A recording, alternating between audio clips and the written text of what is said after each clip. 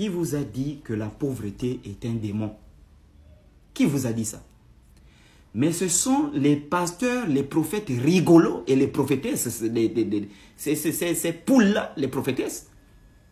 Quelqu'un, elle sort, elle apparaît comme une chauve-souris qui a fini de sucer les papas et la nuit derrière les maisons, elle sort le matin, les yeux sont rouges. Elle dit, elle est prophétesse, cette crevette-là. Qui vous a dit que la pauvreté est un démon?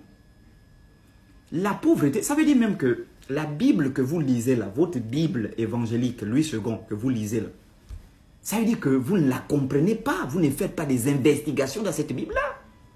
Et comme les 3 messages qui rendent les gars là populaires, il y en a 3 ou 4. Soit ils te prêchent sur la pauvreté, soit ils vont te prêcher sur la mort, soit ils vont te prêcher sur les démons, soit ils vont te prêcher sur le mariage, c'est ce qui les rend populaires. La pauvreté n'est pas un démon. Même la Bible le démontre. Proverbe, si vous avez une Bible, Louis II, dans le livre de Proverbes, chapitre 6, du verset 6 au verset 12. Je pense que si vous avez une grande Bible, c'est à la page 867.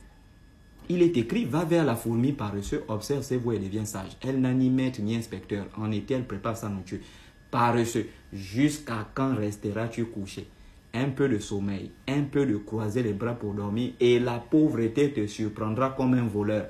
Mais c'est ce qui est écrit dans votre Bible. Donc la pauvreté, c'est la conséquence de la paresse. La pauvreté n'a jamais été un démon.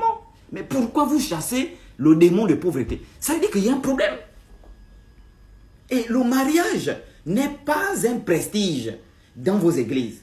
Le voyage n'est pas un prestige. Le mariage est un choix. Si tu veux te marier, tu te maries. Et si tu veux divorcer, tu divorces. Si tu veux voyager, tu voyages. Ça fait partie des libertés fondamentales de l'homme. Il faut lire ici.